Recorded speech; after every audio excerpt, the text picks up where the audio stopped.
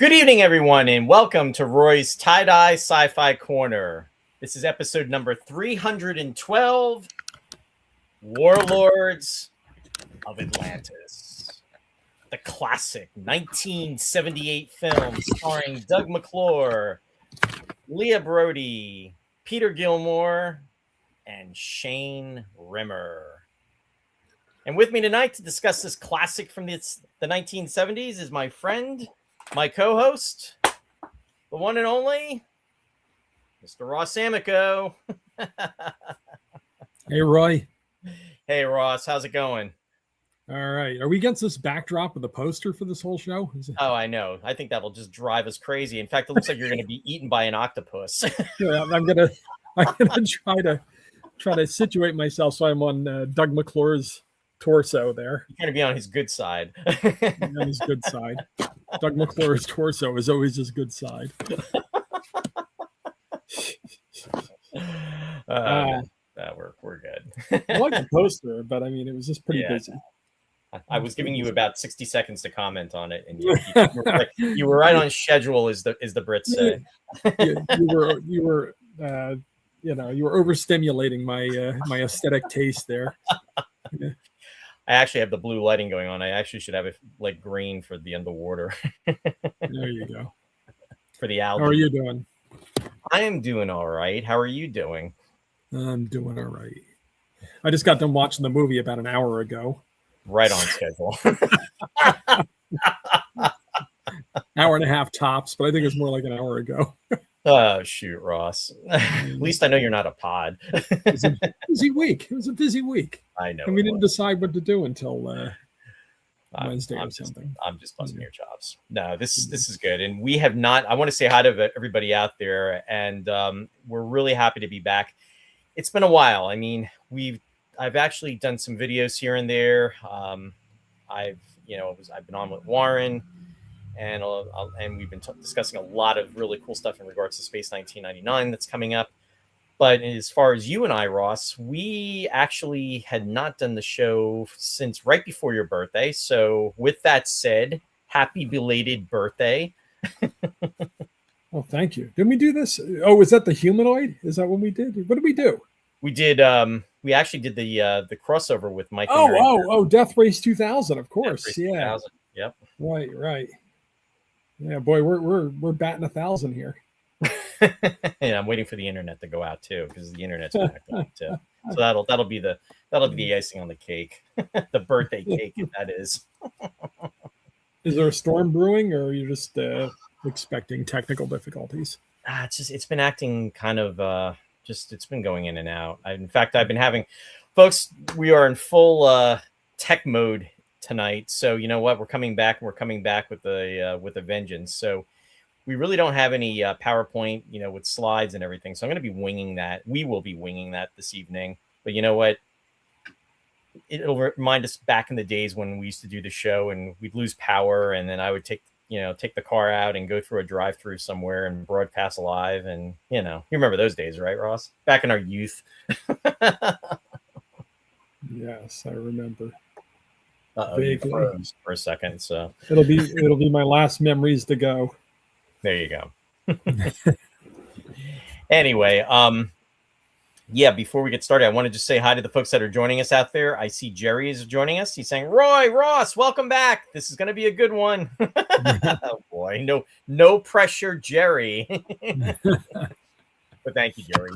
A warm welcome. James Michael Avalos. James is joining us from Australia. He's saying, hey, gang, welcome back. Thanks for being epic, James. Great to see you out there. Randy saying, I haven't seen this movie, so I feel like I'm showing up for a college final without studying. Let's see how far I can get by guessing my way through it. And you've always got Google in case, so there you go in your back pocket. But no worries, Randy. And then I also see, and also Jeff, Randy's joining us from Wisconsin. Jeff Rubel's out there saying, welcome to Doug McClure Nirvana. Hey, guys. You bet. Doug McClure, the patron saint of Lost World movies. Yeah. This is the truth. Ask me no, what is it? Ask me no questions and I'll tell you no lies. Yeah. Jerry said, good old Doug McClure. Yeah, absolutely. And Martin is joining us. Martin is joining us from New York. Welcome, Martin. Hey, and Sherry is downstairs joining us saying, hey, guys, welcome back. There's a big delay on YouTube. Uh-oh. Look out. It's all backed up. Yeah. And Lou is joining us. Hey, Lou. Good to see you out there. He's joining us from Rhode Island. Great to see you, Lou. Hey, and Nancy's joining us. Hey, Nance. She's joining us from Calgary, Alberta. Welcome, Nancy. Great to see you. And James is saying happy belated birthday to Ross. Thank you. Thank you. I'd forgotten all about it at this point, but yeah, thank you. Yeah, you had me to remind you. And Dennis Chevalier is also joining us from Canada. Welcome, Dennis. So I think I've covered everybody. And yeah, before we get started, just want to get kind of caught up because there's been a lot of stuff that's been going on, a lot of events that are coming up. So just to remind everybody in regards to events, first off, I don't know, Ross, I don't know if you and I had talked about it, but did you or do you recall hearing the news that Starlog magazine is coming back? Oh, yes. Yeah. Maybe you must have mentioned it to me. Or maybe I just saw it online somewhere. I don't know. Or maybe yes, both. I did. Or maybe both. Yeah, so Starlog's going to be coming back. They're going to have a publication that's going to be taking place in November. And I think the date is November 13th of this year. So mark your calendars. I don't have any specific information in regards to what exactly is going on, folks, but definitely go online. You can just do a search on it and it will pop up. You do have to subscribe for information. I think you can get free newsletters, but there's also going to be information about what they're going to be covering. So it's pretty cool, pretty exciting, considering back in the day, Starlog issue number 1, here it is. And this came out in August of 1976. So that's literally 50 years ago. You can believe that. So anyway, with that said, I wanted to give a shout out to Starlog because we always talk about Starlog on here because before there was the internet, we had Starlog. And speaking of which, I had the opportunity to get together with our friend David Hirsch. David, who many of you know who are Space 1999 fans, worked with Jerry Anderson to do the bi-monthly report, which was the Jerry Anderson Space Report back in the day. And I actually was able to get together with David and his lovely wife, Renee. And that was about 3 weeks ago, maybe even a month. It's coming up 3 weeks to a month ago. But David has actually left New York and he's gone south. So, yeah, it was good to see him before he went off. But he's definitely a friend and a big part of the Space 1999 community. And I feel very lucky to have, grown to know him over the course of the years. And yeah, due to Space 1999 fandom. And he's been on the show, of course, and he will be back on the show. So anyway, just wanted to put that out there. Before I go on, Ross, any things you want to talk about as far as upcoming events or things that have been pending in the background? Oh, man. No. I'm here to talk Warlords of Atlantis. All right. So before we delve into the ocean as it is, the other things going on. Well, you know what? We'll circle back to that. I wanted to give everybody a taste of that. So there you go. So grab on the line, and then later on, when we've kind of winding down and we're doing the shout outs, I'll rope it back in. Yeah. Or you can do what we usually do, where we open something up and then it's just like it just floats out there and we forget to come back to it. Okay, Ross. I've got my notes. I've got your back, Ross. Don't you worry. I won't forget. Okay.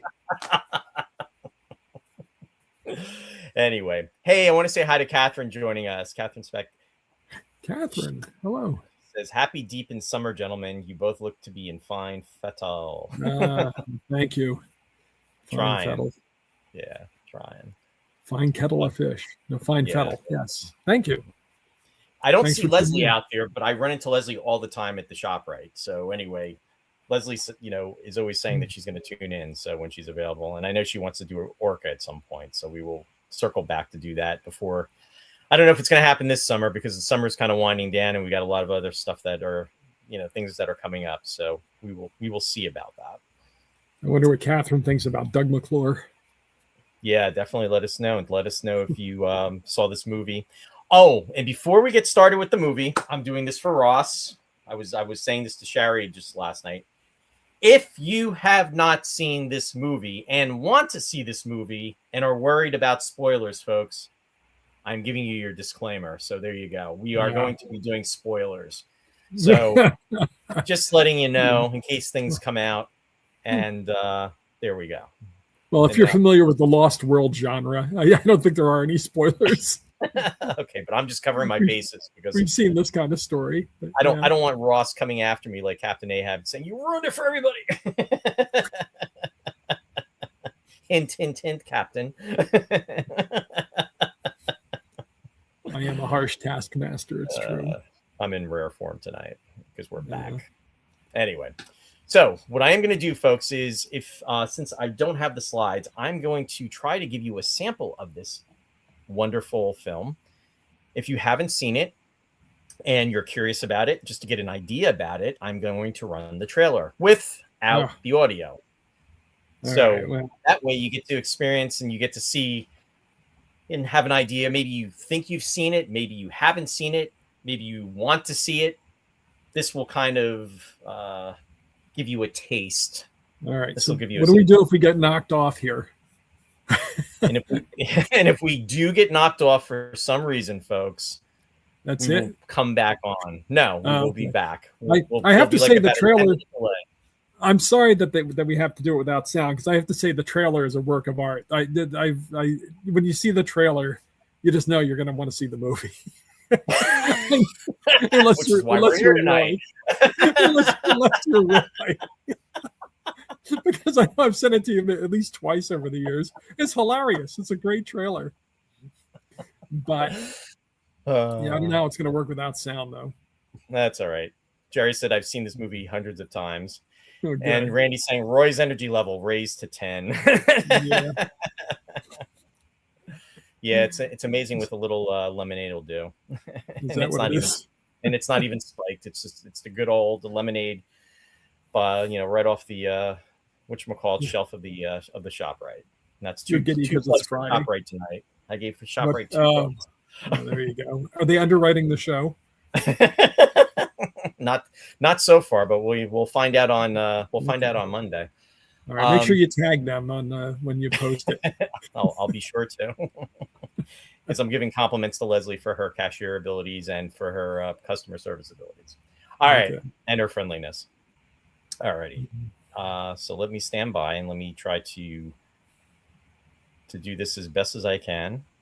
All right. Hopefully we'll be here on the other side. Let's see. You really need the sound, though. Yeah, and I don't want us to get thrown off. All right. It's a great trailer. It is a great trailer. So here we go, folks.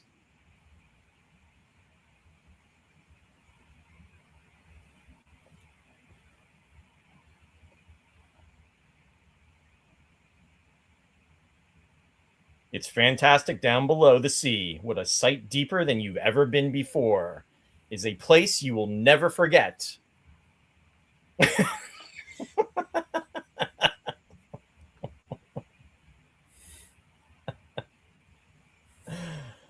Here is the greatest undersea adventure of all time.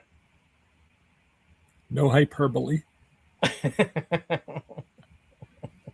this. This is awesome. Warlords of Atlantis. And I'm not going to read the rest. All right. But it is an awesome trailer. I mean, any movie where you have dinosaurs showing up every 10 minutes like clockwork. And screaming vixens. Screaming vixens. Oh, boy.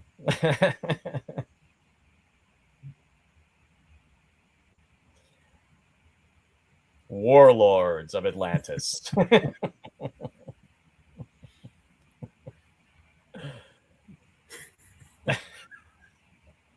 This movie is just so awesome. Jump. There you go. This is great. Warlords of Atlantis. An incredible tale of terror and suspense above and below the sea. All right. So it's no 20,000 Leagues, but but it is a damn fun movie. It was a fun movie. All right, let's take a look at the comments. Catherine is saying, no, I did not see this movie. Doug McClure was a fine actor from that era of Hollywood. Unfortunately, he was typecast as a Western cowboy. He was a private investigator in Checkmate. Yeah, in the early 60s. John Williams did the theme for it, for Checkmate. Jeff Rubel's laughing his butt off. Sherry's saying, drink. First time I saw this movie was last night with Roy. Was laughing my head off. It was totally awesome. Waterlogged from Atlantis. Waterlogged from Atlantis. Yeah, I thought it was a great choice for summer. I like undersea adventures. When it's like this. So Jerry's asking if it's rated G. I bet you it was rated G. Probably was. But who knows? It probably should have been. It probably was, but it should have probably been PG. Wow. Hey, Bill. Bill's joining us. Welcome. Joining us from New York. He's saying, sorry, I'm late mowing the lawn. You're going to have to run the trailer again. And Catherine is saying, the last I saw Doug McClure was in Mel Gibson's Maverick. Okay. Wow. They parodied him on The Simpsons. I don't know if you remember, Troy McClure was a recurring character on The Simpsons. Yes, and because they were fans of Doug McClure, and he was a fan of this show, and he was actually watching it, and he was like, are they making fun of me? Sadly, Doug McClure was very young, Ross, when he passed. And I emphasize very, very young. He was 59 years old. Wow. And sadly, he passed from lung cancer. But yeah. Oh, yeah. I didn't realize. James is saying, I need to purchase the movies. They are fun. Doug was great as Grover in my favorite show, Search, 1972 television series. And Bill said, is that the same squid from Plan 9? Or you're thinking of it was the other one. It was the other Ed Wood movie. Bride of the Monster, I think. Bride of the Monster. It might as well have been. Yeah, but it might as well have been. But we all remember it from Ed Wood anyway, from the Tim Burton movie. Yeah. Shari said, great movie trailer voice. You missed your calling. Thanks. Warlords of Atlantis. Warlords of Atlantis. Hi, hey, Deborah. She's saying, hey, everyone. I'm late. No excuse. No worries, No Deborah. excuse. Thanks for being out there. Yeah. The trailer I watched, though, had a reference to the Bermuda Triangle. I didn't see it mentioned in the voiceover there. So, and you probably you probably won't hear it again because it got lost in the Bermuda Triangle. Yeah, I think that had nothing to do with the movie. I think they just did that to try to keep it topical because in the 70s, remember how big the Bermuda Triangle was? Oh my God. All the time. And then that's something that came up probably with me about maybe 20 years ago. I was like, you don't hear anybody talk about that anymore. It's like, what happened? I know. It went with the killer bees and the and all that other stuff you heard about in the 70s all the time. Yeah. If the killer bees don't get you, the Bermuda Triangle will. Exactly. I mean, that was Irwin Allen territory. Yeah. Really, really was. Well, there was was it a Sun Classic picture? There was a film about the Bermuda Triangle. I saw it at the State Theater. Yeah, they were always doing the Bigfoot movies and in search of. It wasn't Surprise, Ross. We're going to be covering that in 2 weeks. Let's go. Maybe my next birthday. Oh, there you go. You never know. Either that or the Shaggy DA, which I also saw at the State Theater around that time. Wow. Oh, wow, cow. But anyway, yeah. Getting back to the movie. Interesting thing, though, about this film. There's Star Trek connections indirectly with this film. Oh. And, of course, there's Space 1999 connections with this movie. Even more so with I can give you 3 Space 1999 connections with this film. And James Bond everywhere. James Bond. Oh my God. Yeah. And Yeah. and I'm looking at the one actor, Robert Brown, and I'm like, I know that name. He looks familiar. And then it was like, ding, the light went off. He took over as M for in License to Kill for James Bond. Mm. And he played and am I right to say he played the father? He played Daphne's father in this movie, or no? Yes. He wasn't the professor on the boat. He was the sea captain. And interesting thing about that sea captain, he was a real life figure. Yeah, Captain Briggs, I think his name was. Mm.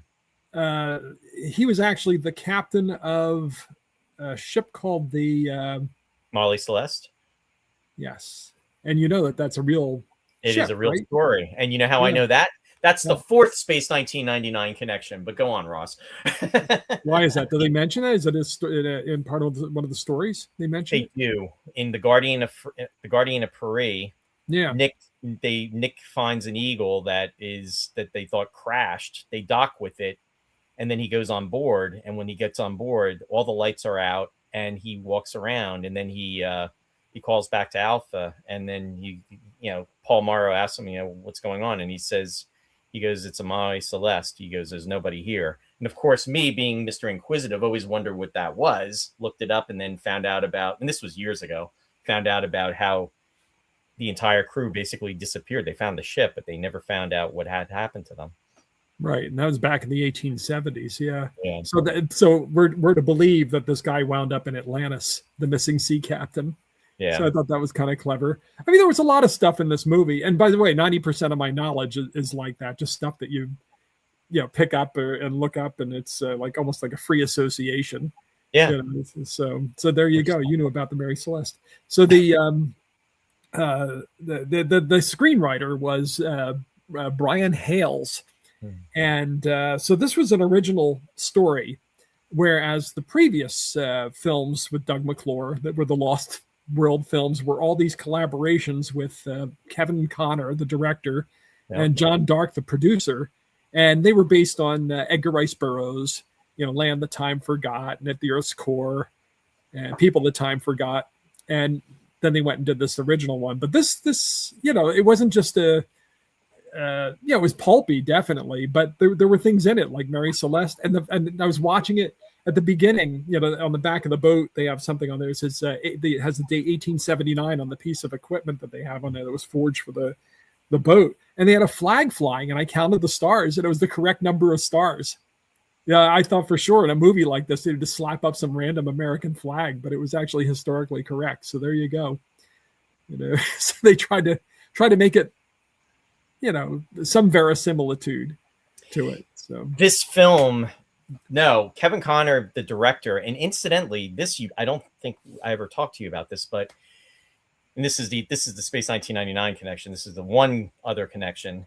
Kevin Connor directed 2 episodes of 1999. He directed the Tabor, which I'm not a big fan of in the second series, but then he also directed Seed of Destruction. And I actually had the privilege, along with Warren, when we were doing the virtual Space 1999 conventions, he came on because we were doing that as a virtual convention back during COVID. And Warren was able to reach out to him and invited him on as a guest, and we got to talk with him about obviously the show Space 1999 and the episodes, but also his career.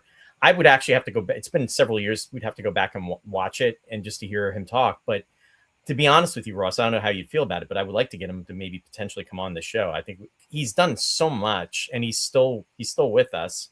Who, Kevin Connor? Yeah. Wow. I think they do Lost World things. So you can talk about Lost World movies.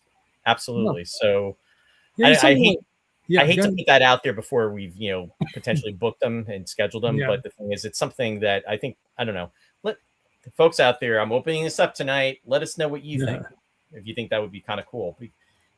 And just to talk about his career. Go ahead. I'm sorry, Ross. No, I don't know what I said. Did I say 1879? I meant 1896 was the year of the. Oh, yeah. Yeah, you did say 1879, and I was thinking because it's almost like 100 years in the past. Yeah, no. But because I was confused. I was thinking about the 1872 with the Mary Celeste. So, Gotcha. Anyway, continue. We'll edit that and make it flow better. We really won't. Post production. Yeah. Yeah. Hey, some of the other comments coming through. Bill said the killer Christmas trees too. And we were talking about nature movies. And Randy said Shaggy DA dog movies were huge back then. Absolutely. Doberman Gang. Doberman Gang. Remember that one? Yes. Or Benji. Benji was another one. Remember? Doberman Gang. Wasn't Don Knotts in that? No, that was the Apple Dumpling Gang. Apple Dumpling Gang. Yeah, Doberman Gang. I think it's where the Dobermans are robbing the banks. Oh, jeez. Yeah, there was a series of them. I think there were 3 movies. Yeah. So. Yeah, and this is the Star Trek connection, the indirect Star Trek connection that I was referring to, Martin. Back in 1975, Doug McClure, actually, I don't know if the folks out there remember an actor named Dennis Cole. Dennis was married to Jacqueline Smith. And this is back when, I guess Charlie's Angels was 70, was it 75 or 70? No, Charlie's Angels, I think, was 76. Anyway, Dennis Cole and Jacqueline Smith were married. Dennis Cole played the role that in the pilot that Doug McClure would take on for when the show went to series, and that was opposite William Shatner. And I think his name was Cable.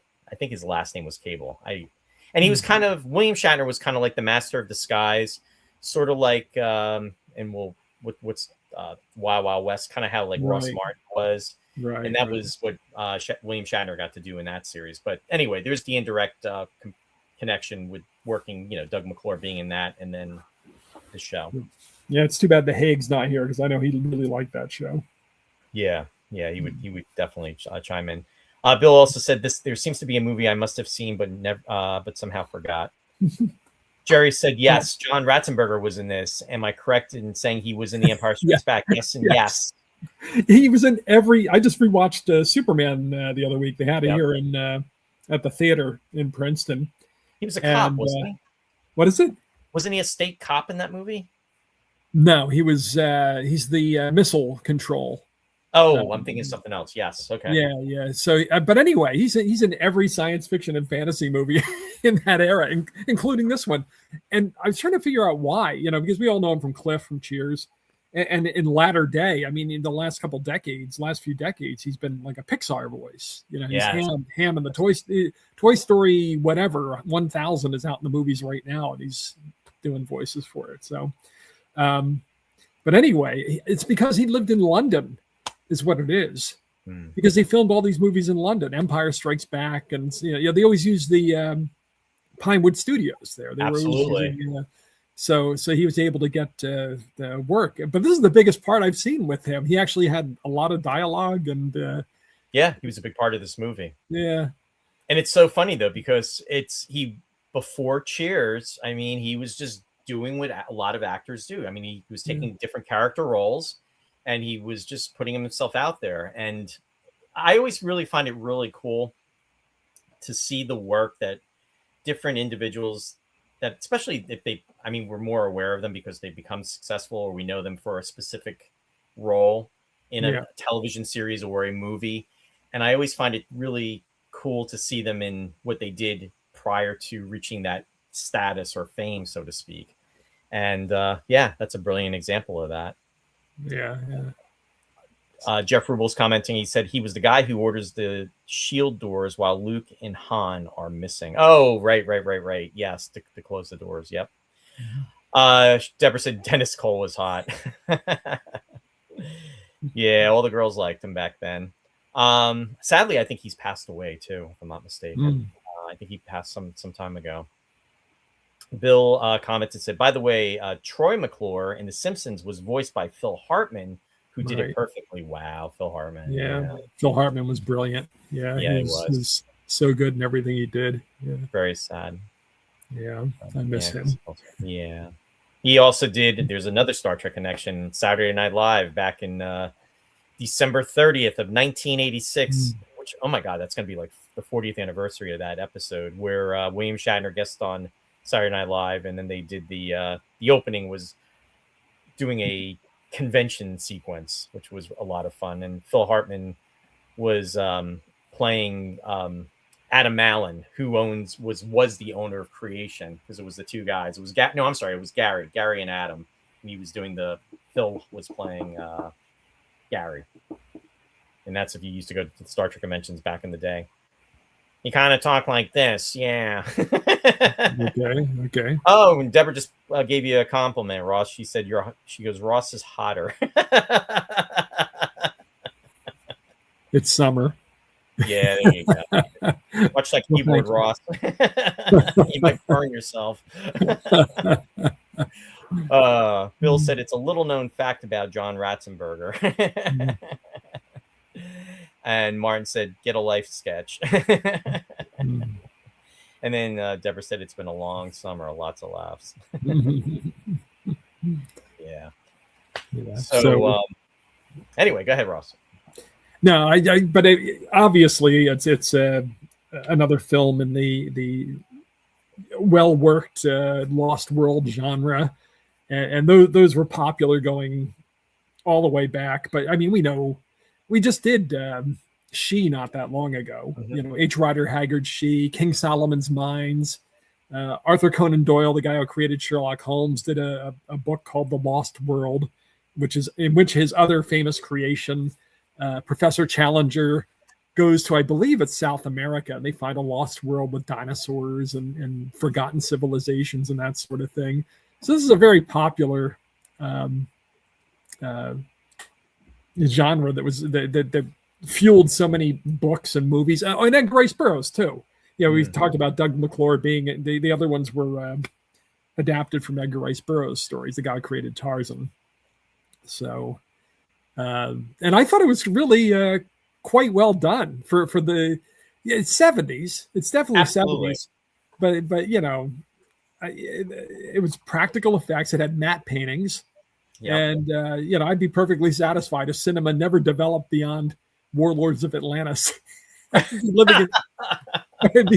be living my best life if I could go to the movies right now and see a movie like Warlords of Atlantis. I'd be, say life is great.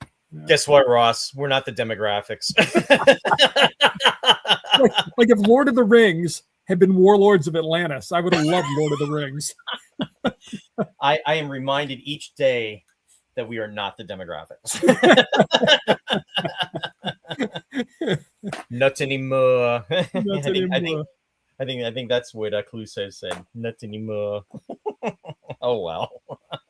But I agree with you. Watching this movie was fun. It was a little predictable, but I'm not going to give it away. There is as much as I want to, but I just in case you haven't seen the film and you want to see the film, the film does have a twist, and I kind of suspected it early on, but then I dismissed it, and then I was like, oh, and that's all I'm going to say because I don't want to spoil anything. No, you said at the top you're going to spoil it. Now you don't want to spoil it. So I mean, Sid Charisse is in it. I mean, that's got to be. Exactly. I mean, the cast in this film. I mean, Shari was even saying that it's like there's a lot of people in this movie, but there's not a lot of, and I don't mean by the numbers, but I mean there's a lot of prominent people. There's a lot of talent in this film, and like you said, Sid Charisse. I mean, my goodness, when you think of Fred Astaire and Ginger Rogers, Kelly, my goodness. I mean, it's just. And that's just one example. You have Shane Rimmer that's in this movie who did, he's a Canadian actor. He's another actor that did so much work in the UK, Britain. And again, folks, there's the other Space 1999 connection. I mean, he was Kelly in Space Brain. He was also Eagle Astronauts, as far as voiceover work. And if you're a Thunderbirds watcher, he was Captain Tracy. I think Captain Tracy. If I'm not, Thunderbirds watchers will jump over me if I get that wrong. Scott Tracy. Scott Tracy. Thank you. I was trying to think of the first name. But yeah, Canadian actor, and he lived and he's done he did the James Bond movies, notably The Spy Who Loved Me. He was the submarine captain, and then he was also in the Diamonds Are Forever. I think he was in that film as well too. And again, with the voiceover work. And I actually had the opportunity to meet him, Ross, at Chiller. It was probably about 15 years ago, and really laid back guy, really nice, and just talked to him a little. Was talking about 1999, and he was talking about Jerry Anderson a bit, and it was cool. And I did get my photo with him. So anyway, excellent. Yeah. So another thing, kind of an offshoot of the Lost World thing, is the Hollow Earth story. I don't know if you know about this kind of thing. Usually it's at the pole. People wind up entering the Earth at the pole, and there's usually, UFOs and dinosaurs and in the middle of the Earth. Well, you know what always cracks me up about the middle of the Earth movies is that Voyage to the Bottom of the Sea did an episode, and it was based on the Irwin Allen film. What was it? The Lost World, I think, or oh, okay. Yeah, so he did. That's right. He did the one with. Was that the one with John Calicos? And no, he did one with Peter Cushing or Claude Rains. Yeah, and David Hedison was in it. Okay. No, it was the Lost World. Yeah, but they've made it several times, and I know. Yeah. I think Claude Rains was in one of them. The silent one had Wallace Beery, I remember, but yeah, okay. I don't know. I haven't. And John Calicos was in one of them. I can't remember. Calicos. Another Canadian actor too. And interesting enough, though, it's like they're in a ship or they're in some kind of vehicle, and then it goes into the bottom of the ocean and it goes into a cavern, and then when they come out, you see beautiful blue sky. Right, yeah. Like in this, it's like, wait, we're in Atlantis. What's going on? Yeah, exactly. But you can just go with it. Yeah, don't question it. Just enjoy it. just 70s it, as we say. Yeah. Bill said, Warlords of the Ring. I would love that movie. He also said, with all these talented people, was it a paycheck movie for them? Well, oh, absolutely. This budget was $2 million back then. That was a lot back in 1978. Yeah. Hey, Paul Miller's out there. Hey, Paul, thanks for joining. And he said every movie in the 70s was a paycheck movie. And Martin is commenting. He said Shane Rimmer was also in Coronation Street. There you go. It did a lot of work. So Paul and I were talking about this movie this week. In fact, before you and I were considering doing it, because he said, "Oh, is Roy going to do this movie on Friday?" I said, "Roy will never do this movie." So you probably almost fell off your chair when I said, "Let's do it." Absolutely. I was driving, and I got your text. It's like, oh my God, I almost went into a ravine. Yeah, well, I said, all right, let's go. Seeing things. I'm seeing things differently now. A little older, a little wiser. So I hope I'm not violating any trust by saying that Paul ordered the box set of all the Doug McClure Blu-rays from halfway around the world.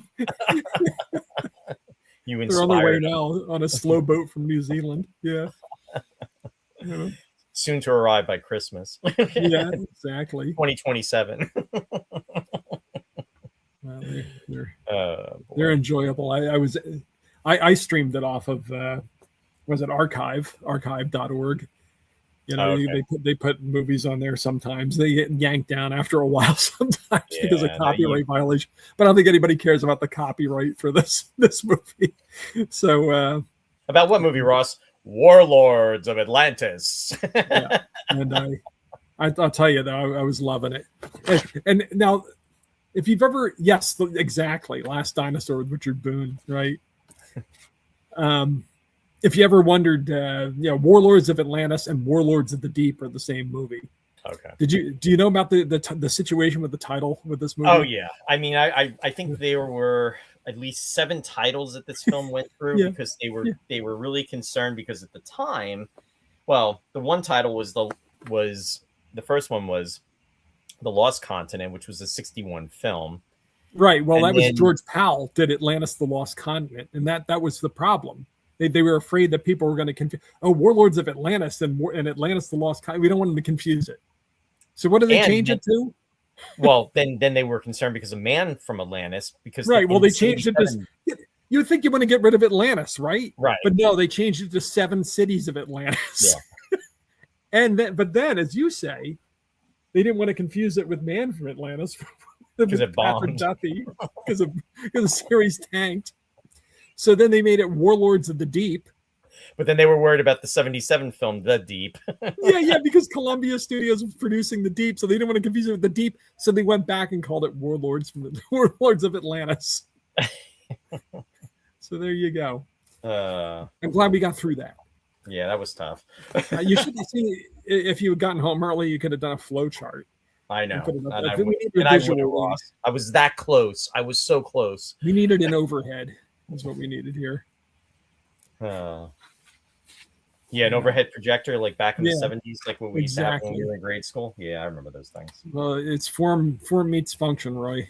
Yeah. So really we're talking about a 70s movie. We need 70s technology, I think. Yeah, well, the 2020 technology failed, so we probably should have used 50-year-old technology. Anyway. Yeah. The release dates for this film, it premiered back in May of 1978, and that was in the U.S. as well as the U.K.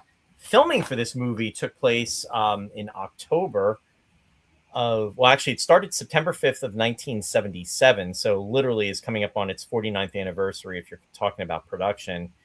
And the location filming, which was on the island of Gazo, that took place in October of 77, and then they wrapped January 13th of 78, and they also did a lot of the other, when they weren't doing location shooting, they were filming at Pinewood Studios, which we were just talking about. I didn't have a chance, having just finished the movie within an hour of us going on the show. I didn't have a chance to look up some of that stuff, and I meant to look up what the location was, because obviously in a lot of scenes they're using the locals.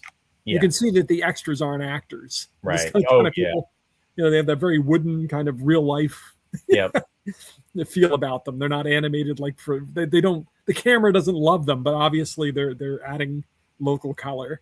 Yeah. And that's why I thought, where did they film this? And I meant to look that up. So thank you. Where is Gazo? Oh, now you're pushing it, Ross. Somewhere in the Mediterranean or something? I never heard of it. I had never actually heard of it either. I believe. How do you spell it? It is G-O-Z-O. Island of Gazo. Gazo. I didn't even. It is in the Mediterranean Sea. One of 21 that make up the Maltese. Okay. And inhabited for thousands of years. It shows evidence of historic immigration and rule by the Phoenicians, Romans, Arabs, Sicilians, French, British, among others. So a lot of history there, and it was very, very beautiful too. Well, now I've learned something here. Yeah. Wow. Paul commented. He said, "I love that so much when it first aired. Humanoid war gods of deep Atlantis of the rings." My favorite movie. Oh boy. Jeff Rubel said Gazo, one step away from Gonzo. He was a favorite Muppet character.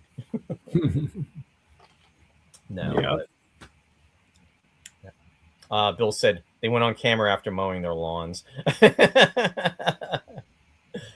What do you think of the special effects, Ross? I loved them. I thought they were fun. They were fun. Yeah, I mean, you felt like you were really watching something. It was not like an overwhelming video game. I mean, it was fun to see them, imagining how they did the effects. And like I said, I love the matte paintings. They were just kind of throwaway, some of them. You'd see them for just an instant as they're walking down a walkway in Atlantis, which here has how many cities? 5 cities, they said? I think it was 7 cities. 7 cities of Atlantis. Because that was one of the names of the movie, 7 Cities of Atlantis. Yep. And they actually made a point to point out the discrepancy with Plato, because I guess Plato said there were 9 cities in his dialogues. I don't remember, but there were more in Plato. And they're like, oh yeah, well, things change here, and we can't stop time, and those cities are no more. So I guess they only had a few left that they were able to travel between. But yeah, so I also love the, they get Doug McClure as the lead, and everybody else is, well, except for Ratzenberg, everybody else is British. So they try to really play up the Yank. He's so impetuous and loose and informal, and he's calling everybody by nicknames that they don't like because they're so uptight. The uptight British. It's like, how much are you gonna like play with this stereotype? But it was fun. The other guy, who I should have mentioned was, of course, Jules Verne, because very much he wrote stories like 20,000 Leagues. He did Mysterious Island, where the Civil War prisoners, I think they're Confederate, they escape from or Union soldiers, I think. They escape from a Confederate prison and wind up on an island, and then they have the oversized animals. And they made a movie out of it with Ray Harryhausen and Bernard Herrmann music. And Journey to the Center of the Earth. That kind of movie. So that was another thing I wanted to mention in connection with the Lost Worlds and the giant critters. What did you think of the diving bell? It was believable. I mean, in a Vernian sense, and it was steampunk. It's a Jules Verne kind of thing. Absolutely. Yeah, I guess it's not steampunk because it's actually in the era, and it wasn't really that futuristic. It was plausible. The captain kept making a big deal about how he didn't understand how it would, like it was the craziest thing he ever transported on his ship, and he couldn't understand how it would work and all that sort of thing. But it was very simple. The captain again was played by Shane Rimmer. Mm. And that's the other thing. Shane Rimmer was in Star Wars. I think he was when R2-D2 was being loaded on to Luke's X-Wing. He says, I think he asks him if he really wants to take, what does he say? Something like, "Do you really want to take that beat up R2 unit with you?" And that's when he says, "Of course." He goes, "We've been through a lot together." Yeah. Yeah. That was Shane. Yeah. Well, there you go. Look, the Star Wars effect. The bad guys are British. Nah. Yeah. Well, I have a lot of Brit friends. Some of the good guys were British too. Yeah, that exactly. In this movie. Absolutely. And there was at least one bad American. So. Yeah. Damn Yankees. And it was Ratzenberger. And it was rats. Played a rat. So this was up against Close Encounters was still in theaters at this point when this was out. Yeah. But the big movie of the summer, of course, was Grease. Yeah. So even though this opened well, it kind of faded pretty quickly. It didn't do as well as the previous Lost World films that they had done. Mm. So they kind of started backing off of that. They did one more film together, Doug McClure and John Dark and Kevin Connor, called Arabian Adventure. Now, I remember the trailer for this because I saw it when I went to see Christopher Lee and Robert Vaughn in Starship Invasions, which is one of the worst movies I've ever seen. It was so unpleasant, but it had a great trailer for Arabian Adventure. I said, maybe I'll go see that, but I never did see it. And it had, who's in it? Milo O'Shea and I think Mickey Rooney's even in it. Wow, Mickey Rooney made the cut. You don't even make you can't get away with making an Arabian Adventure anymore. They're like fairy tale movies, but now everybody, because the world's a smaller place now, people know what these places are actually like, and you can't kind of make fantasy movies set in real settings with a bunch of Christopher Lee running around with a scimitar. Did you know that Peter Cushing was supposed to be in this movie? Oh, well, he's in Arabian Adventure, I think. Okay, he was supposed to be in this film, but what happened was he couldn't get out because he was doing another movie, so he couldn't get released. But he was supposed to play. What part? Would he have played the professor? He would have played the professor. Yeah. Wow. Well, because the first the earlier films, the ones that were adapted from the Burroughs novels, were actually Amicus films, and they usually do horror movies, or often do horror movies, and so Cushing would have there was Hammer and there was Amicus. But yeah, he did both. Martin just commented, "You should do Starship Invasion for Christmas." There you go. Now you're getting nasty. Perfect. Talk about a Robert Vaughn cash grab. Yeah. Oh yeah. Jerry is commenting, as a kid, I loved the idea in these kinds of movies that you could burrow underground and find another world that wasn't hell. Well, that's very important that it's not hell. Yeah, absolutely. No, the fact that you can burrow and find other worlds. Yeah. Well, there. He's in at Earth's core. Okay. But the in the whole Indiana Jones spirit of adventure informs these. I mean, obviously Indiana Jones did not come first, but it shares that kind of sense of the, discovering lost worlds and that sort of thing. And Jurassic Park, of course, draws on that. Even though it's an amusement park, you got the dinosaurs on an isolated island. Yeah, I can't remember what I was going to say. No, I have to interject this. And this is a quote from John Dark, who was also the produced the film along with Kevin Connor. He said, prior to the film's release, John Dark said he was not worried about competition from Star Wars. And he quoted as saying, "Any film that gets people back in the cinemas is welcome," he said. "If it's in the field one is working in, so much the better. I'm not worried about it at all. It's like saying that TV's Man from Atlantis will affect the returns at the box office. In reality, it gets the name of Atlantis mentioned, and in fact will coax more people to the cinema." So there is something to say about negative publicity. It's people hear things and then it's like, I wonder about that. And I do want to cover Man from Atlantis. I mean, I do want to go back to discuss that. But that show bombed. But it was a part of our. I know. I'm kidding. I know. Because that was their concern. It being associated with that. What are you saying, Ross? I love the fact that I thought the warlords themselves were pretty cool. I like their costumes. Oh, I thought it was funny because they were trying to beat the heck out of them, and then it's like they would. Well, that's the thing. They wouldn't drop.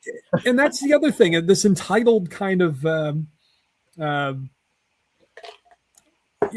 I jotted something down about it because it's like so of the moment or not of the moment. This whole kind of, they just immediately start beating the hell out of everybody and. It's like this exceptionalism, this Western, the American and the British exceptionalism that they can just go in and beat people up and colonize and all that stuff all the time in these stories. But it made no sense to me why they would start fighting the warriors. But it's kind of cool that they had those kind of harpoons at the beginning. But then out of nowhere, they get the Winchester 88 rifles. They must have had a 3D printer. And they say something like, "Oh, they must have gotten them off another boat." There were a couple of lines in this movie where it was just obviously they had stuff in the props department they wanted to use, or they had a hole in the story, and they just said, "Well, let's just say this. Oh, they must have used the secret underground canals to get here ahead of us." But you know what I thought was interesting though, and this could have attributed to them actually having the technology to build the guns that they had. When Charlie wears the helmet and he gets to peek into the future. And he gets to see the different roads that, roads where we're going, we don't need roads. Roads lead to the Nazis, apparently. Yeah, exactly. So the technology could have came from that, which, it almost reminded me of the Star Trek episode Spock's Brain with the controller where the leader, she puts that thing on her head and then she gets the knowledge, and then Kirk has McCoy put it on, so he gets the knowledge to do the operation for Spock, and basically put his brain back into his head. Anyway, I digress. Hey, Warren's out there. Thanks for joining, and he said it's Friday, and the only thing better than starting off a weekend is seeing you both back at your best. Our best wasn't good enough, and neither was my singing. Thanks, Warren. Appreciate the compliment, and thanks for being out there. Martin is saying there is no such thing as bad publicity. Any publicity is good publicity, and that is very true. And that is true. That was my point. Yes. Brain, what is brain? Brain and brain. What is brain? It is controller, is it not? Paul said, I never saw an episode of Man from Atlantis. Is it worth looking up? The answer, Paul, is no, but that is why we're going to be covering it on the show, so we can tell you all about it on the show. It's better than Dallas. Don't tell Patrick Duffy that. But don't tell Patrick Duffy. It was all a dream. At the end, Patrick Duffy wakes up and finds out that Atlantis was a dream. Actually, it wasn't too bad. I only saw a few episodes myself. You know who was actually in that show was Jean Marie Hahn, who was a contract player for Universal back in the day. And, of course, she was on Arc 2. She played Ruth. In fact, she's the only surviving cast member from this show. But shortly after filming that in, I think, probably like in the late 70s, she went to school and she became a pharmacist. And she had her own store and everything in California, and she has since retired. So anyway, I'd like to get her on the show too. So let's working on that as well. But one other thing that I was thinking about when I was watching it right at the beginning, I thought it was a remarkable coincidence that even though this was released before Superman, it made me think of the Krypton sequences. Yes, in Superman. With with the whole thing about the traveling to Earth and with the red planet and the red sun and the sort of thing. Except it wasn't a red sun; it was a red planet. And can we say? Can we say? Are we allowed to say? You can say, because I know you don't want to do spoilers. Go for it, Ross. It's not a major spoiler. No, they came from Mars, I guess. Did they? Did they really? But did they really? I don't know what the hell it was there. I don't know. I didn't quite get it. It didn't really matter. You just saw a ball of fire and then the destruction of Krypton at the beginning. So. Well, what I almost was thinking was too when that was taking place, I was thinking it was almost, were they trying to say this is how the Earth was formed? You know what I mean with that? Yeah, except they went to Earth. Yeah. Remember? It didn't. Yeah. I mean, I was kind of jumping ahead in my mind before it actually. That's what I initially was thinking. But were the Martians watching us with envious eyes? Yeah, like right. War of the Worlds. War of the Worlds, exactly. Yeah. And that was what? That was only 25 years before that, because War of the Worlds came out in 53. Well, the movie came out in 53. But the book was out in the 30s. The book was out in the 1890s, I think. Oh, wow. Oh, I'm thinking of the radio play. Yeah. The play was the 30s, and then the book. First movie was in the 50s. Yeah. It's a popular story. Yeah. But there was that whole insecurity that they were playing into with there was a whole subgenre of fiction in the British Isles with the fact that the empire was kind of teetering at that point. So there were all these invasion stories that became bestsellers at that point. The science fiction invasion. You know what this reminded me too? It was like it's the separation of the classes, right? They were kind of doing that where you had the folks that were the elitists, right. Were benefiting from the city of Atlantis, and then you had those that were essentially doing all the slave labor. They were the ones that basically were in the mines. Kind of reminded me of the Star Trek, and again, it's an old story, right? But it was kind of reminded me of the Star Trek story of the cloud miners. You had the stratus, the folks that were in the clouds and living the life, and then you had the folks that were on the planet that were mining, that essentially were working themselves to death, and they couldn't really appreciate or be accepted to appreciate everything that Stratus had to offer. Well, I think one of the Atlanteans, and I think it might have even been Sid Charisse, actually used the word master race. Yeah. To describe describe themselves at a point there. And yeah, definitely there was. There's the tie into the Nazis, right? Yeah, and they had the helmet, the crystal helmet, with which they could view the future, and all the things they were showing were from, the Nazis, pretty much. So that was kind of interesting, the take on it, because I didn't expect the Atlanteans to be going in that direction. Yeah, no, I didn't either. So it was an interesting twist with that. Yeah. Jeff commented, he said, wasn't Elizabeth Montgomery's half sister in MFA too? She was the most interesting part of that show. Man from Atlantis. I'm not sure. She might have been. You mean Sabrina? Oh no, wait, that's different. That was Sabrina.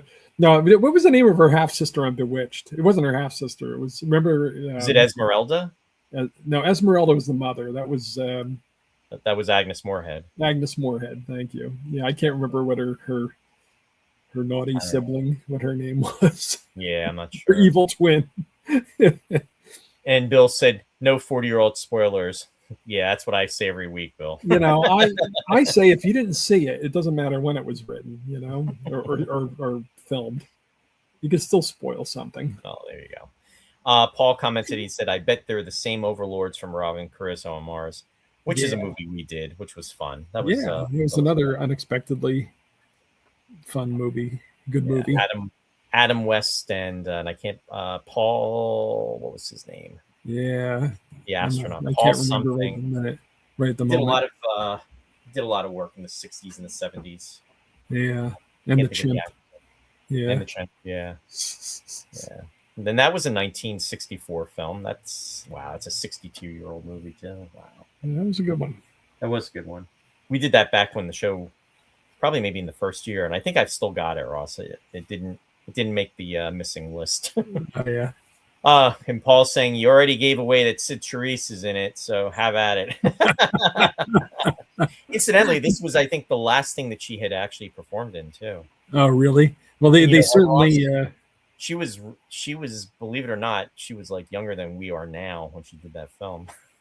Yes, and still, they were proud of her legs. They said, we're gonna have Sid Charisse in this movie. We have to see the legs. And they went all the way up. Yeah, the costume started like at the top of the legs. You had to see Sid's legs. It's funny. She was such a, outstanding dancer, but so young yet. Yeah, absolutely. You don't realize it at the time when you're a kid. You say, "Oh, this is somebody who's in all the old movies," and then you realize, "Oh, you're like 50." Yeah, she was like 57 when she did this movie. Yeah, but no. And one thing we didn't discuss was the plot. What are you laughing at? I'm not going to go through the plot, but basically, it's looking for treasure. It's very Indiana Jones-ish in that sense. Is it though? Because is that what they're looking for when they go down, or is it science? It's scientific stuff they went down for. Yeah, it was scientific. But the guys they left behind on the boat were the ones that got the greed going because they found that gold thing. But the professor knew about that there was a potential that they would find. So you're going to get into serious spoilers here. But go ahead. No, I think that the professor was thinking that they were going to find maybe some artifacts. Mm. Well, I mean, we're talking about Atlantis. I mean, I'm talking about is artifacts. I'm not, But, but I don't think they didn't know they were going to find Atlantis. They didn't. No, they didn't. They were just down there in that diving bell. It's like, hey, look, it's Atlantis. Yeah. Martin just said, "Plot. What's the plot?" Yeah, Ross's favorite part of the show. Yeah. Paul said, "My grandfather used to make custom pants for Sid Charisse at the place where he worked." Oh wow, that's really cool, Paul. He was living the dream. Wow. What a job. So anyway, but yeah, this was a very enjoyable film. And what about the music, Ross? The music I thought was had its moments. Yeah, I didn't know who Michael Vickers was, so I looked him up, of course, and he was involved with Manfred Mann. Remember that group? Yes, I do. Yeah, he was really a sax and flute player, but I guess Manfred Mann, they needed a guitarist, so he took up the guitar, and then he still played sax and flute, and I guess they overdubbed. You know what I mean? He played his parts, and then they were able to mix them so that all these things were together in some of the songs. And he also worked with the Beatles a little bit, especially with introducing the Beatles to the Moog synthesizer, so that he knew how to use it on the Abbey Road album. So I don't know what went on between that and the film scoring, because then he was scoring television and films not that long after that. The only film that I really recognized as an American was Dracula AD 1972 with Christopher Lee. Yep. But that's about all I really know about him. He's still alive. He's 86. Wow. But the only other things that I know that he scored, the only other films that I've seen are the previous Doug McClure Lost World movies. That's funny. But I didn't think the score was embarrassing. I thought I enjoyed hearing an orchestra, and I enjoyed just having that whole 1970s experience again. Yeah, it definitely had the 70s vibe going on, and when you're watching it, you can't help. I don't know. As I always say, every decade has its tone, so to speak, and of course, this movie is no different than that. And it's on the cusp. I mean, it's late 70s. It's 70. I mean, it was filmed in 77, so it was going into 78. But the cast is really good. We didn't talk about the other actor that was in this film, Michael. Oh, hold on a second. My computer's freezing here. Sorry, Ross. I'm surprised we got this far. There it goes. I think. Michael Gothard, and he played the character of Adamir, and he was I don't want to say he was the leader of the Atlanteans. He was working side by side with Atsil, who was Sid Charise's character, and he's the one that essentially. Go ahead. No, did he play a Bond villain? He did. He was in For Your Eyes Only. Okay. In 81. So it was only a couple, believe it or not, it was only like 4 years, three years later that he was a Bond villain. And he was in Life Force, I noted. Oh, you mean the movie with Patrick Stewart? Absolutely. Not that we're overlooking anything else about that film. I wanted to see a film with Sid Charisse and Matilda May. When worlds collide, Ross. When worlds collide.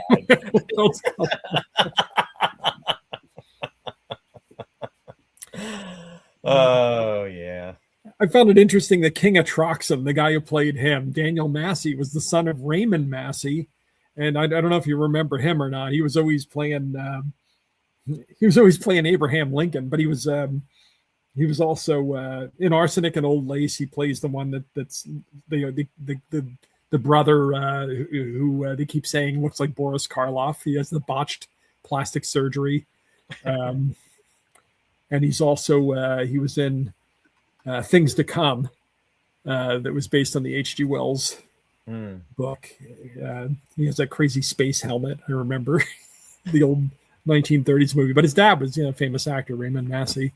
But he himself was in a movie with Julie Andrews called Star, and apparently he was nominated for Best Supporting Actor. He played Noel Coward in the movie. And he was also in The Entertainer with Laurence Olivier. He played the Olivier character, Archie, whatever his name is. I can't remember now. Played his son-in-law. Oh, this is Pepper here. And he also played Wilhelm Furtwängler, who was a famous German conductor in a play called Taking Sides. They eventually made it into a movie, and who played him in the movie? Stellan Skarsgård. No, not which one is the one that's I always get him mixed up. Is it He's in all the Marvel movies and stuff now. He was just nominated for Best Actor though for being in a Swedish film I saw last year. It's not Stellan Skarsgård, right? I think it is. Sure. Maybe it is. I'm not sure. Yeah, but I digress. Look at this. I'm like Long John Silver here. He's on my shoulder. Yeah. Aw. Reminds me of Squeaker. That's what Squeaker used to do. Yeah. Well, this is the guy that gets me up at 5 o'clock. Just like Marblehead. Marblehead. Yeah. Anyway, I digress. But I found it interesting that the guy was related to Raymond Massey. Well, Raymond Massey, I believe he was Canadian too. That's funny. Again. Yeah, he was Canadian. That's right. He was in a film called 49th Parallel also. There was a Pal Pressburger movie where the Nazis are trying to get into the United States by crossing 49th Parallel into the U.S. and Raymond Massey is the guy who stops them. So Olivier's in that movie too, and Leslie Howard. It's a fun propaganda movie. The other thing I found interesting, the guy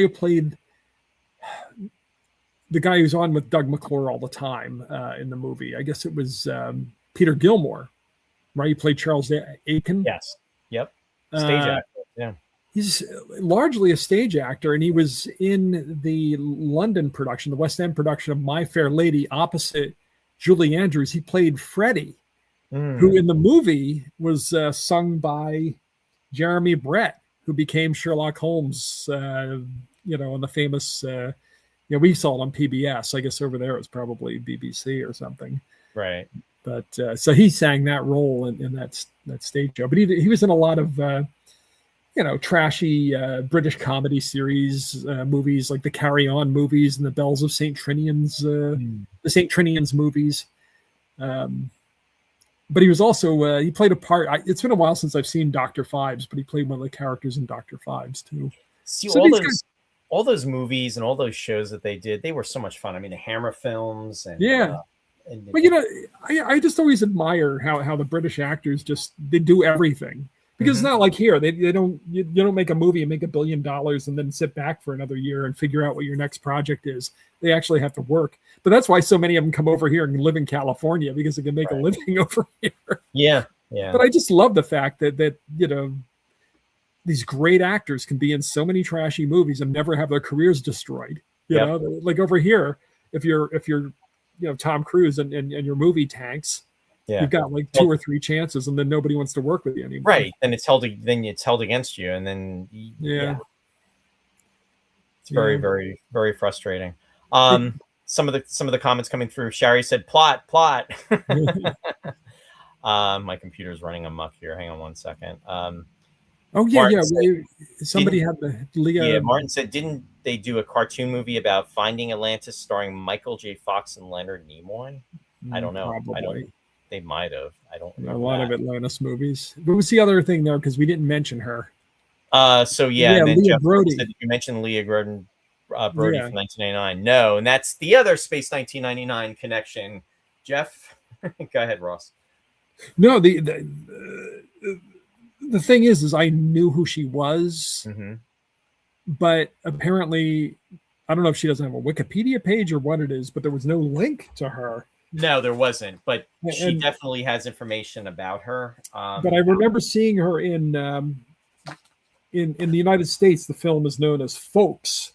Yes, and I think, the one in when it's in the UK, it's North Atlantic. Hijack. Is that what it is? And didn't we cover that movie? I don't know did we cover it? I know I watched it. Did we cover it? We discussed it, I thought. Because I know I watched it. She is in that film. Actually, came out in 1980, so it was right after this movie. And she had a major role in that. I knew her from the Space 1999 episode. For the folks out there, I mean, obviously Jeff does. She was in the episode Force of Life with Ian McShane, and she played a medical orderly who was her name was Hillary. And Ian McShane's character, just to give you just a 30-second synopsis, Ross, he gets basically taken over by this energy force. You never find out what it is, which is brilliant. It was excellent writing, excellent directing by David Tomlin. And essentially what happens is it's in him, and anything he needs the heat to survive. So what he does is he starts draining power from the base, the lights, anything mechanical, but then it's not enough. So then what he does is when he touches somebody like a human being, he basically sucks the heat all out of them, and then they die. And that happens to her character in this. So she was, she had a big role in this movie. Goodness. And she became I think she retired from acting and almost like a healer or somebody just I'm trying to think, working with people. Kind of definitely shifted careers. But, okay. That Roger Moore movie is a very entertaining movie, though. I mean, it's totally by the numbers kind of thing, but he plays an amusing character, and he likes cats. And he likes cats. In fact, that's the only thing he really likes. Maybe that's why I like him. He wanted to steal Sean Connery's line from Goldfinger. Pushy, I must be dreaming. Pussy Galore, the character Pussy Galore, Honor Blackman. Yeah. But he likes his pussy cats, yeah. But anyway, yeah, I'm pretty sure we covered that movie, or if we didn't discuss it in detail or cover it as a full movie, we definitely talked about it. I know we pushed the boundaries a little bit with the fantasy and science fiction stuff, but I don't know if we do it. Did we talk about folks, or did we just talk about it in connection with Roger Moore in some way? I don't know. You watched it, so maybe we did do it. Yeah, I mean, I've seen that movie so many times. Oh, have you? Okay. Oh my God, yeah. I saw that movie back on Prism when it was out, and then I saw it in the 80s. Paul said no, the movie with Patrick Stewart. But oh my God. Bill said, wasn't that In Search Of? And then he said, An Alarm Cat. And May said, hi, everybody. Getting home late from work. Hey, May, thanks for joining us. And May is also joining us from Canada. Welcome. And Martin is saying the British actors are known as working actors. Well said. And he said it was Atlantis, the lost continent. So how about Atlantis, the incontinent? Ooh. Ooh. There's something wrong with the plumbing too. Ooh. And you're shrieking at my comments. What do you do? What do you do? You're at the bottom of the Atlantic Ocean, and Paul said he saw Folks on Prism too. Remember Prism, okay. Paul? That's cool. Yeah, back in the day. Kevin Conner. I mean, I was noting about the films that he did with obviously the two episodes of 1999, but putting that aside, he did The Land That Time Forgot, we talked about, At the Earth's Core, Travel by Combat, The People That Time Forgot, Warlords of Atlantis. Ross, do you remember the movie Motel Hell with oh yeah, sure, with Rory Calhoun. Rory Calhoun, he did that. Wolfman Jack. Yeah, Wolfman Jack. He did Sunset that. Grill, Frankenstein, he did in 2004, and then he did Domestic Import in 2006. Huh. Well, there you go.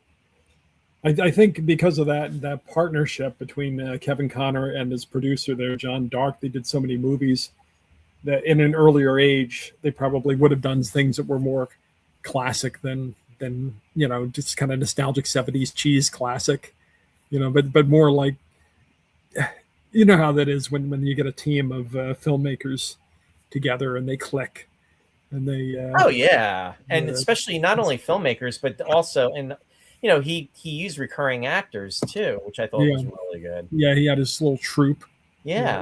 If it's not broken, don't fix it. Hey Chris, thanks for joining. Hi. He said hello from Kentucky. Roy and Warren. No, it's Roy and Ross. And sorry I'm late. Had supper with my family. No worries. It's all right. Yeah, you know, Warren and I have been doing some, because we do the Space 1999 podcast, and this episode, whatchamacallit, Chris said Falks is one of my favorite British films too. Yeah, I think Warren's out there tonight. Warren is out there. I saw a comment by him.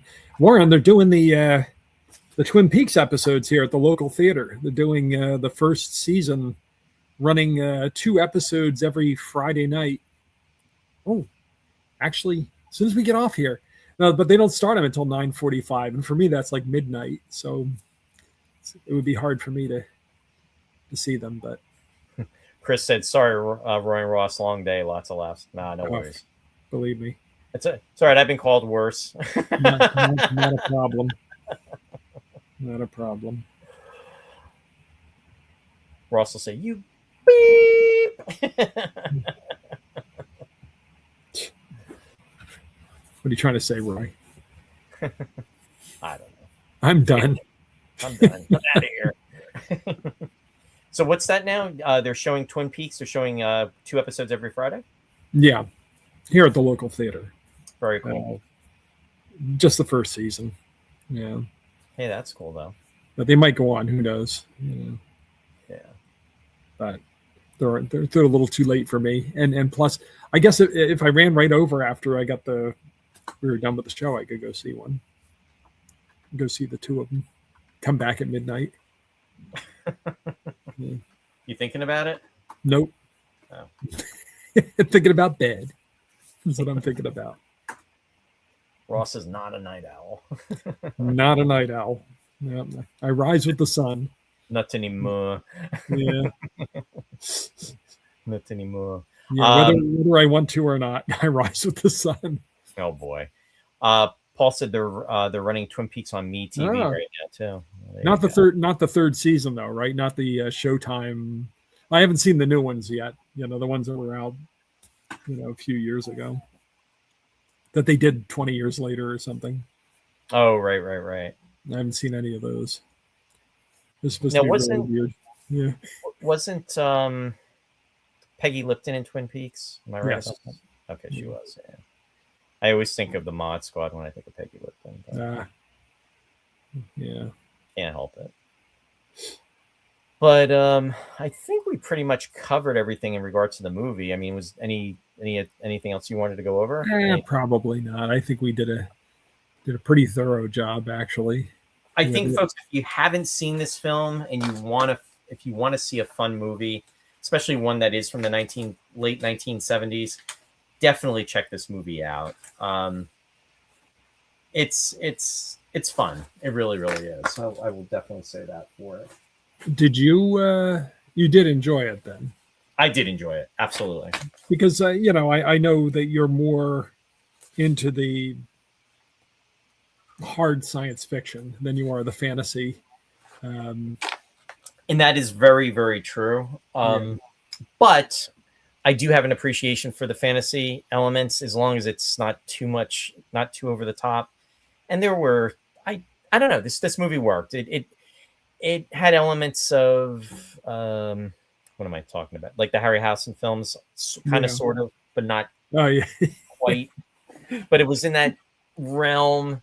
And I really thought that I enjoyed the actors that are in this movie. So knowing some of them and knowing what their work is, to me, that's part of it as well.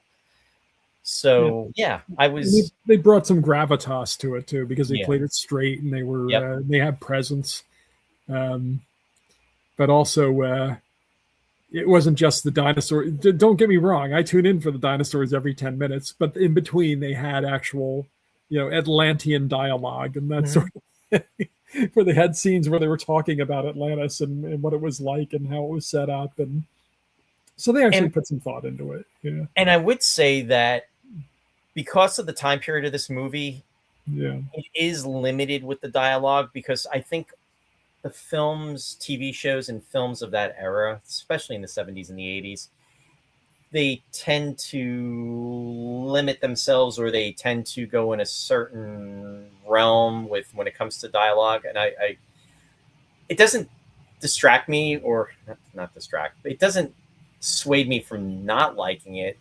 but it does make it more of a period piece. And the only reason why I'm saying that is because it's interesting because I've been talking to different folks that are much younger than us, Ross, and it's interesting to hear their take on shows and films like of the era we appreciate. Yeah. And I think back of how I felt about some of the older films or older television shows, but I think with that, some of that was limited just because of budget constraints, because of technology constraints, because of writing constraints, even though sometimes I think that the writing is probably superior. I think it's budget limitations. So I'm not as impartial to watching some of the things that, that are older. But it's interesting to hear how folks that are maybe like 20 or 30 years younger than us feel about what we like and what we enjoy. It's just, it's every generation says it about the other generation, I guess. And I guess, you know what, it's just that we're on the other side of the coin right now. Yeah. Well, I mean, are you talking about from a technical level, or are you talking about from a kind of a politically incorrect level? No, I'm not even talking political incorrectness. I'm not. It has nothing to do with it. Because it could, but that was not what I was touching upon, though. Because there's certain movies where I'll watch them and it's like, oh, like by myself, I don't think anything of it. But if I'm watching it with somebody else, I'll be like, oh, well, maybe, maybe watching Gunga Din with 20-year-olds isn't the smartest thing to do. Yeah, and and to your point, yeah, exactly. Yeah. But no, I wasn't. Adventure movie, and a classic. Yeah. So it is what it is. It is what it is. But I don't know. It's only recently that I've started to look at movies from the era when we grew up and just realized just how far away we are now from some of those things. Because for years it just seemed like they were modern movies to me still. Oh my God! Yeah, things have changed a lot in the last 20 years. When you start talking about films from the 70s or even the late 70s, it'd be like, oh, okay, that movie's like 20 years old. Well, yeah, it's 20 plus 30.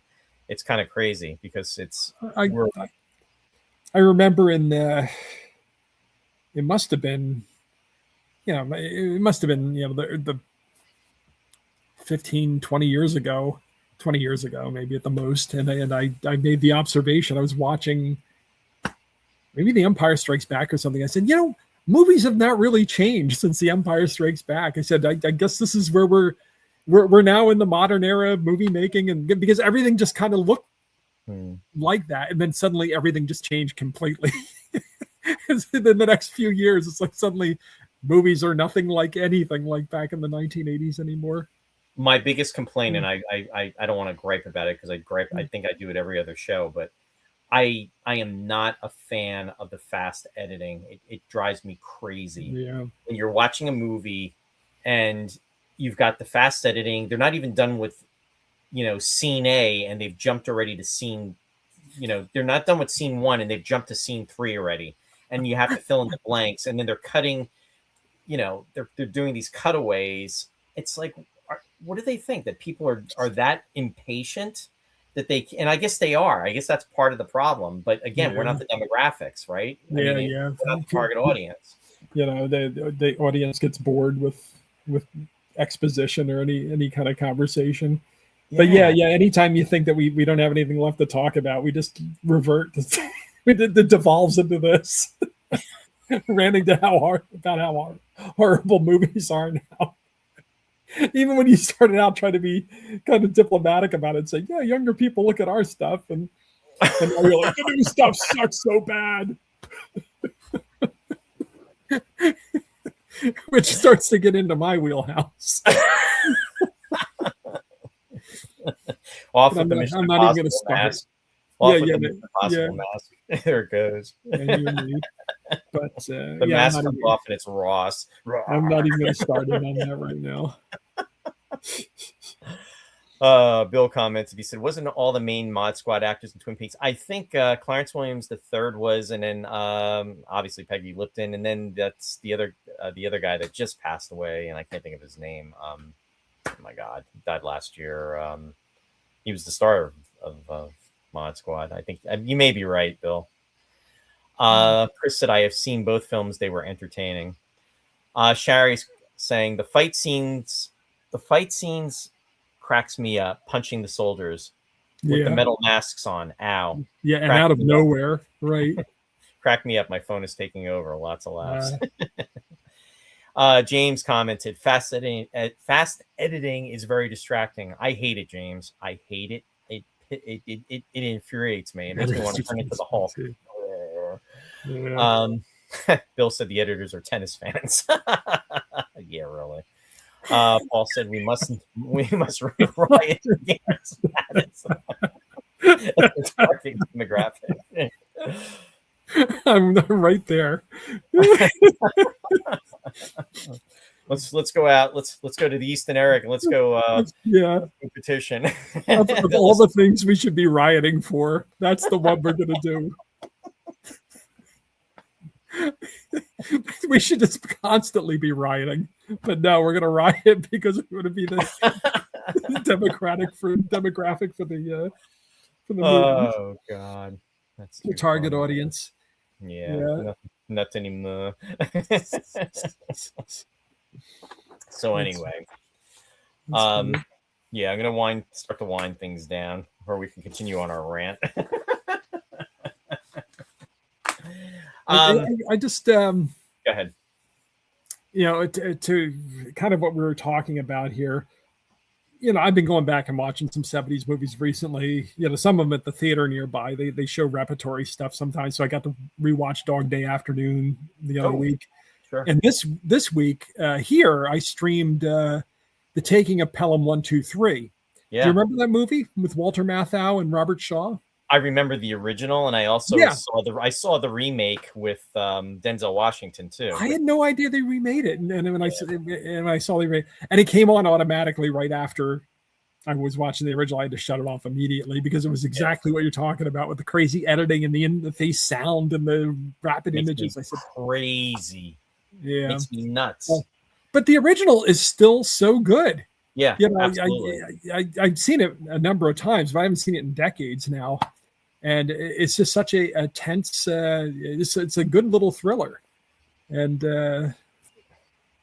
so some of those movies still have the power to grip you. And grip you. Yep. Yeah. But anyway, and it's a lot more realistic than a lot of things we see now. Because they can't get away with in a hostage movie. There's no way that you're going to get away with one or two deaths. Everything's got to be, they blow up a building and and everybody gets shredded at the beginning, and then that the peril is real, kind of thing.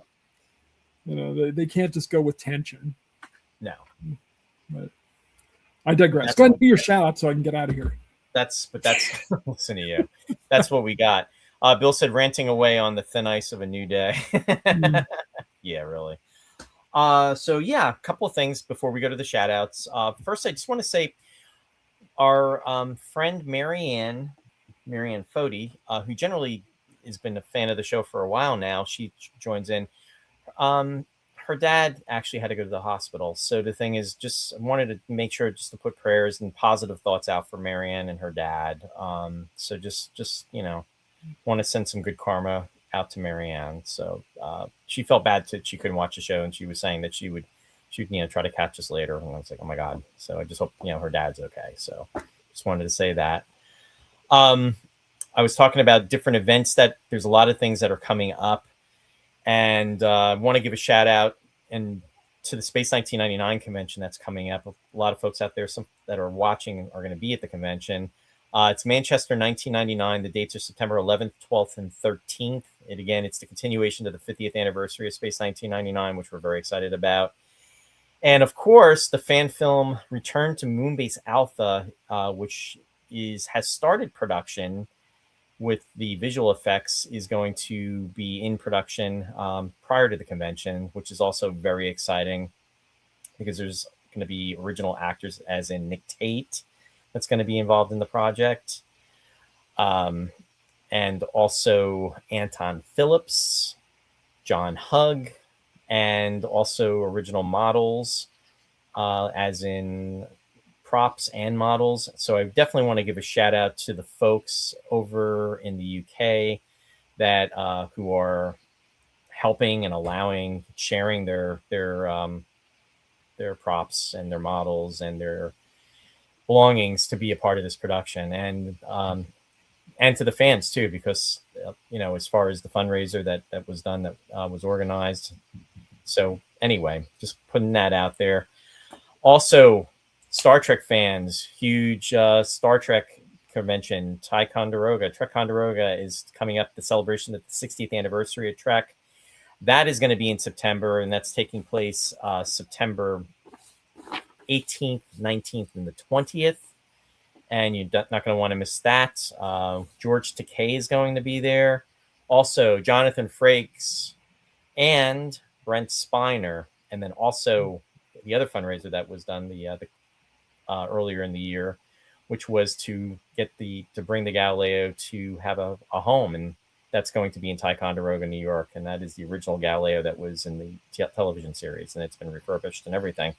So anyway, just putting those dates out there as well. Ross and I were talking about Starlog magazine. Definitely check that out. Like I said, November 13th of this year, that is going to be coming up. Again, just do a Google search for Starlog, and that's very exciting. And it's going to be, they're releasing volume 2, issue number 1. And this was volume number 1. Issue number 1 back in the day. Was no volume number 1. But anyway, that's that. And also, as far as upcoming in the month of November, now next month, there's a lot of stuff going on. Is obviously, I was just saying about the Space 1999 convention. That's going to be taking place in September. Also, we're in the middle of August. We're not going to be on. Ross and I will not be on next Friday. Next Friday is Shari's birthday, so everybody wish Shari a happy pre-birthday. Her birthday's on next Friday, 21st. So we won't have a show then. Warren and I are going to be doing a show. This episode, we're going to be on the 23rd, Sunday, which is at 7 p.m. Eastern Daylight Time. And that will be, we're going to be on talking about 1999. So mark your calendars. We'll be advertising about that. And Ross and I will be back in September, but we got to iron out the dates. And then for the month of October, we're very excited about, which we haven't really talked about yet, but that's Halloween month. And we do a lot of fun stuff as far as different movies that we'll be covering, as we were talking about the Hammer films. And we also do our Halloween crossover with Sci-Fi Distilled with Mike and Mary Beth. The 4 of us usually get dressed up. I can't believe that's going to be like Ross, it's been 10 months already since we did that. It's crazy. Oh, yeah. Well, I said that when the summer was starting. I said it's going to be Halloween before you know it. And here we are. Yeah. Yeah. I mean, we're talking about it now. We just missed it. It just went past. Yeah, there it goes. Mm-hmm. But you know what? It's going to be Christmas, and Martin's got us covered, so he said we should do Starship Invasion. So you know what? Life is good, Ross. Just kidding. But no, so November is going to be a big month, and what I really would like, and I have to iron this out with a lot of our guests, but John Kenneth Muir, want to have him back on the show. We were going to dedicate a show just talking sci-fi, and we were going to try to have John on earlier in the year, and things just, got away in regards to schedules and everything. And Ross and I have been on a hiatus for like the last 4 or 5 weeks. So anyway, I'm hoping that John can make it to be on the show in November. And of course, we've got Thanksgiving interweaved in there too. Also, Dale Morton. Dale was supposed to be on. I was promising Dale to be on in June, and I unfortunately have not had him on. So again, if you have not had the opportunity, The Return of the Flying Boat, and this is Dale's book, definitely check it out. And I am looking forward to having him on the show to discuss, and I'm hoping that will be in November. Also, E. Robert Dunn, who is also a big Space 1999 fan, looking to have him on to talk about his book as well, Echelon's End. And that will be sometime in the latter part of the year. And James Michael Avalos, who's out there from Australia. We talking to James about coming on the show and talking about kind of doing a one-off from sci-fi, but talking about something that Nick did. So Nick Tate, that is. So we're having different things in the works, and you feel like you have all this time to do it, but in actuality there are only 52 weeks in the year, and right now there's maybe 16 weeks left in the year, and in the middle of all that, conventions, birthdays, holidays. So we're trying to work everything in. So I appreciate everybody's patience, including Ross's, and he's like, oh my god, I'm on the countdown and we still have to do the shout outs. So wanted to put all that out there and thank everybody, but just to give everyone an idea of what is coming down. And of course I will advertise and let everybody know about it. Also, the 60th anniversary of Star Trek is rapidly approaching. As I said, start in Ticonderoga. Trek-Conderoga is coming up the 18th, 19th, and 20th. I know James Cawley is doing a very special event that he has planned for September 8th, because September 8th was the original airing of The Man Trap back in 1966. So it's literally going to be the 60th anniversary of that. So he's doing something so you can definitely check that out at the website and find out more information about that. And if you don't have the opportunity to get to Ticonderoga, the other thing I wanted to let folks know, and I came across this, and I haven't even talked to Ross about this, is that in the theaters, to celebrate the 60th anniversary of Star Trek, the franchise, the first 4 feature films are returning to U.S. theaters between September 4th through September 8th. And major theater chains like AMC and Cinemark are pairing each movie with a complimentary episode of the original series. So they're going to be doing the Star Trek The Motion Picture, which is going to be paired with the episode The Changeling, which is appropriate. That's between September 4th and 8th. Between September 5th and 8th, Star Trek II, The Wrath of Khan. The director's cut will be paired with Space Seed, which is very, very much appropriate. September 6th. What director's cut? Director's cut of There's a director's cut of Wrath of Khan? There is, yes. Why? It was perfect. There's added footage that was cut from the theatrical release. All right, go ahead. Tell me more. It's good. It's definitely. September 6th through the 8th, Star Trek 3, The Search for Spock is being paired with Amok Time, which is also very appropriate. And then for the last one, September 7th and 8th, Star Trek 4, The Voyage Home will be paired with The City on the Edge of Forever. So wonderful combinations. And of course, this is all going to be happening right in the middle of prior to going to the UK. But anyway. So no love for Star Trek 5? Not that there's no love for it, but it's just not included in the package. Probably they ran out of days, Ross, because they ran out of days. They ran out of days, and we'll leave it. Is this a Fathom event thing? Is this? It did not come across as a Fathom. It came across as Cinemark and also Cinemark. Yeah, Okay. Cinemark is actually up in the Stroud Mall, up in Stroudsburg. Okay, so this is not. This is only one. Is this natural? Well, those Cinemark theaters and AMC theaters are doing it. So those are pretty much throughout the country. Yeah. So don't mind me. Wanted to put that out there for the folks. Just as a shout out and just to let everybody know, again, Sci-Fi Distilled, our friends Mike and Mary Beth, are on Wednesdays, 7 p.m. Eastern Daylight Time. Check them out. Also, Country Gate Theater is in the works, and as our friend whatchamacallit, Bill Scarrato, owner of Country Gate, they are looking to be doing their next show, which will be in October. And of course I should have been more prepared for this, as I am attempting to stretch it out and not doing a very good job as I try to look on the internet to try to get the information that I need to tell you everything that is going to be done in regards to Country Gate. But unfortunately, my phone is not going fast enough, and my internet connection is really going very slow, and it is dwindling and dwindling. And I am rapidly trying to give you the information as I type in the information and have it come through, and it is just about there. And I think I'm going to have it in a microsecond to tell you that it's not there. Is it not on the site, or it was?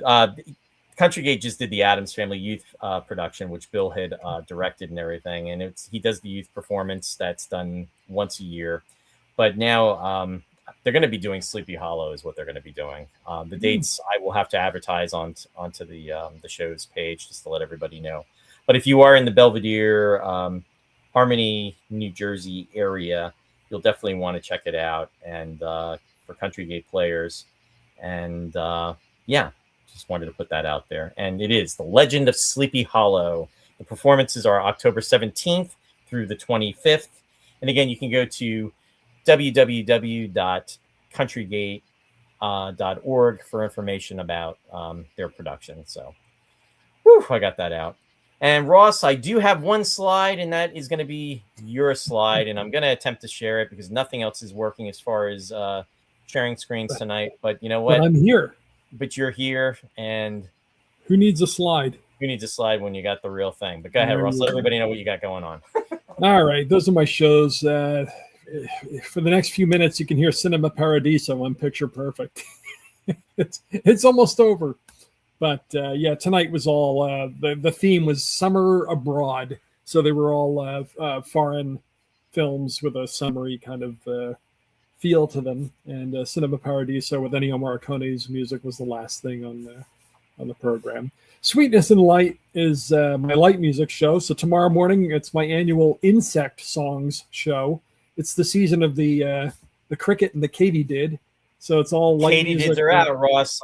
They're out there. Not to cut you off. They're going now. Sherry loves the katydids, and I hear them. They're absolutely the music of the katydids. So all the music tomorrow morning will be about insects and that sort of thing. That's 11 o'clock Eastern time. And The Lost Chord, the unusual and neglected classical music. I just got back from a big Mozart music festival. So tomorrow night, I'm actually rerunning a very old show that I had to touch up because it was so bad, because I'm so young. But it's all friends and associates of Mozart. So, Wolfgang Amadeus Mozart. I'm calling the show Wolf Pack. So it's all composers nobody knows who collaborated with Mozart in some way or another on The Lost Chord tomorrow night at 7 o'clock Eastern time. They air out actually on the West Coast. They originate from the University of Oregon now, but so you're 3 hours earlier out there, on the West Coast at 7 o'clock here in New Jersey, where Roy and I are anyway. So, and my Facebook page is Classic Ross Amico, and I tease these things on my Facebook page the day that they air. So if you're ever curious what's up, just head over to Classic Ross Amico or to my website, which is rossamico.com. That's it. Very cool. Thanks, Ross, and thanks for letting everybody know about that. Thank you, Roy. Yeah, of course. And so just looking at some of the last minute comments, Chris said sending many prayers, and that's for Marianne's dad. James said I'll be at the convention in spirit. Bill said, sorry, guys, just need to sign off. Live long and prosper, Bill. Good to see you out there. Chris said, glad to see Starlog making a return. Missed the magazine. Totally agree. And with you, Chris. Yeah, Starship Invasions is so bad. So you know what, Chris? I've never seen the movie, so I actually have to buckle in and try to attempt it. Yeah. Jeff said, no love Project 5 for the record. Oh, boy. And then Paul said, when are they due to re-release the Doug McClure Lost World films?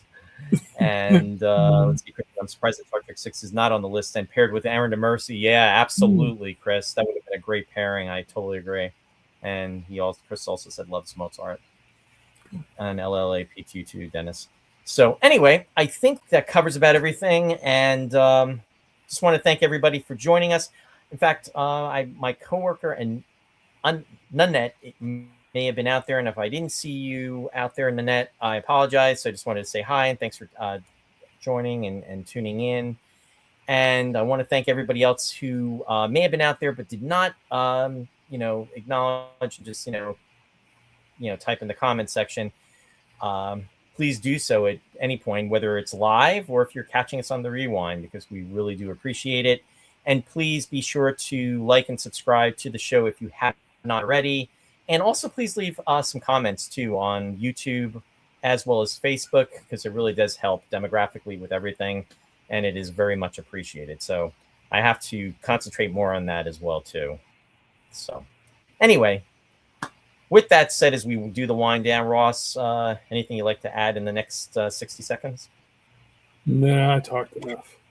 You talked it out. Talked it out, Roy. You talked it out. Thanks, Paul. So we got Paul's endorsement, though. Yeah. There we go. Yep. It's much appreciated. Well, anyway, everyone have an enjoyable rest of the week and weekend, I should say, first, and enjoy the week. And to our friends in the UK too, I know it's been incredibly hot over there. In fact, I was just talking to Suzanne. You know, it's interesting. 1976, the summer of '76, when the year that 1999 was being filmed, it was excruciating in that summer, and everybody is going through that now in the UK right now as well. It's just another scorcher. So hopefully things will cool off soon.